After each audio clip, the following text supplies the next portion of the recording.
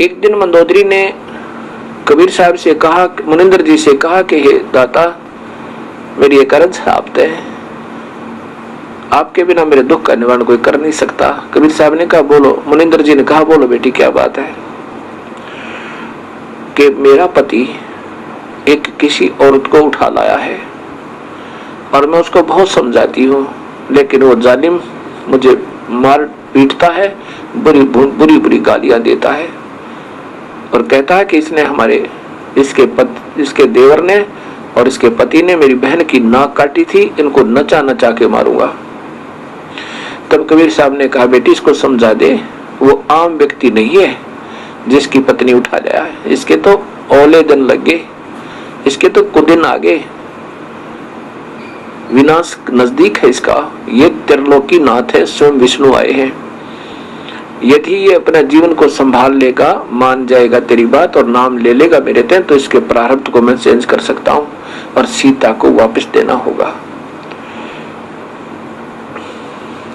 मंदोदरी ने कहा कि आप उपदेश ले लो और इस सीता को वापस दे दो, ये त्रिलोकी नाथ है।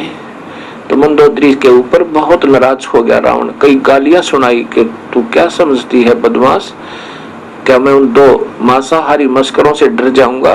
शिकार करते फिर वो दो लौंडे, मेरे पास 1.25 लाख 1 लाख मेरे पुत्र, 1.25 लाख रिश्तेदार, कुंभकर्ण से भाई हैं, और मैं रावण पूर्ण शक्तिशाली, और साथ में तू क्या मुझे क्या समझाती है नादान? उनको मजा चखाऊंगा मैं। मंदोदरी ने बहुत समझाया लेकिन नहीं माना। कबीर साहब ने से आकर के मुनिंदर जी से मंदोदरी ने कहा कि प्रभु मेरी नहीं मान रही है, मुझे तो बहुत बुरा कह रहे हैं, आप कृपा बख्श दो मालिक। एक बार मेरी प्रार्थना से एक बार आप अगर जाओगे तो मान जाएगा आपकी। मंदोदरी की प्रार्थना पे मुनिंदर जी अर्थात कबीर साहब रावण के द्वार पर पहुंचे, जहां पर राज दरबार लगा हुआ था। दरबार में जाकर के कबीर साहब ने कहा उन पहरेदारों से कि मैं रावण से मिलना चाहता हूं। पहरेदार कहने लगे हम बाहर का संदेशा अंदर नहीं दे सकते, हमारे यहाँ से कलम गर्दन कलम कर दो, सुनता नहीं किसी की, बड़ा क्रोधी राजा है, और अंदर का संदेशा बाहर दे सकते हैं।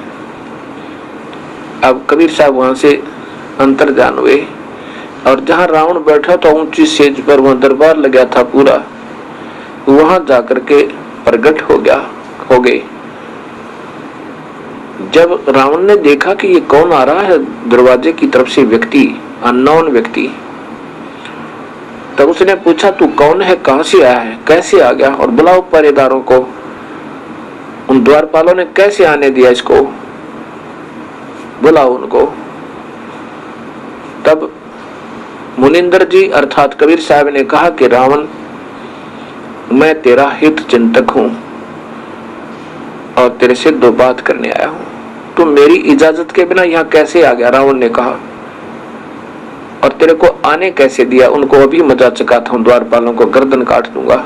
तब मुनिंदर अर्थात कबीर साहब ने कहा कि तुम्हारे द्वारपालों का कोई दोष नहीं, उन्होंने मुझे अंदर आने से रोका था और मैं वहां से अंतर्ध्यान हुआ और यहाँ प्रकट हो गया। ऐसे साहब एक बार अंतर्ध्यान हुए रावण के सामने और फिर दृष्टि गोचर हो गई कि ऐसे मैं वहां से उनके सामने से अंतर्ध्यान होकर यहाँ प्रकट हो गया। उन्होंने नहीं देखा मुझे अंदर आते हुए, वो निर्दोष है। कबीर साहब ने सोचा ये राक्षस उनको मार डालेगा। तो रावण ने कहा कि तू फिर आ कैसे गया? मैं तेरे से कुछ बात करने आया हूं। रावण ने कहा क्या बात करना चाहता, बोल तू। परमेश्वर ने कहा कि तू इस सीता को वापस दे दे, तेरी मौत है, और पर नारी को अपहरण करना इससे बड़ा जुल्म नहीं होता। मैं आपसे प्रार्थना करने आया हूं, तो इसको वापस दे दे। रावण ने कहा कि पहले तो मैं तुझे मजा चखाता हूं, पीछे मुझे शिक्षा देना। निकाल कर तलवार और कबीर साहब के ऊपर इतना गुस्से से, क्योंकि 1 नंबर का योद्धा जो 100 मटके दारू पीवर 100 जोटों का भैंसों का मांस एक बार खावे, उसमें कितनी शक्ति होगी, विचार करना।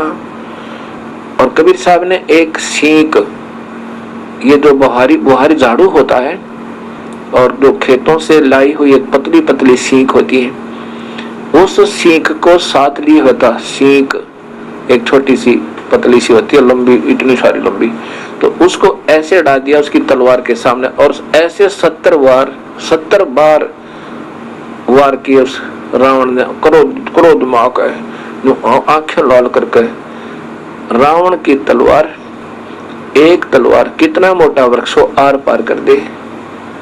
और उस में ऐसी आवाज आवे, सीख के ऐसी लगे जैसे लोहे के थंब का लगती है, खंबे का, कटाकट कटाकट, निशान भी नहीं हुआ उस सीख के, लेकिन बुद्धि भ्रष्ट का फिर भी समझ में नहीं आई।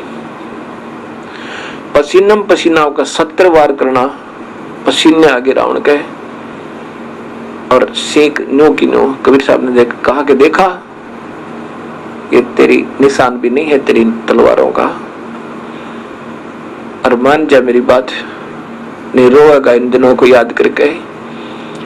कबीर साहब, रावण ने देखा कि मर नहीं रहा, अब मारूं कैसे। कहा कि मैं तेरी बात नहीं मानना, तू एक बार कह चाहे 1,00,000 बार कहे। यूं कहकर सिंहासन पर बैठ कर पसीने पहुंचा छे। कबीर साहब बोला ठीक है, मर कुएं में पड़ गए, न मानता था। एकदम अंतर्ध्यान हुए, अंतर्ध्यान होके और अपना आके मंदोदरी से कहा, बेटी उसकी बुद्धि भ्रष्ट होली, ये पाप आत्मा नहीं मानने हैं। फिर मंदोदरी ने समझाया, मंदोदरी को गालियां देवे कि तू क्या समझती है, मैंने शिव की भक्ति की है, वो विष्णु होगा तो पड़ा रहेगा, और ये जंगल में घूमने वाला विष्णु हो सके।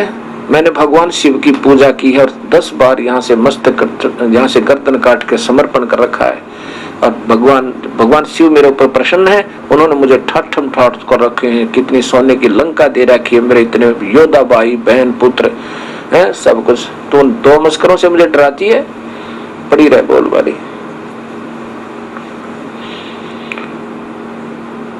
कोई बात ना, बात कबीर साहब चले गए।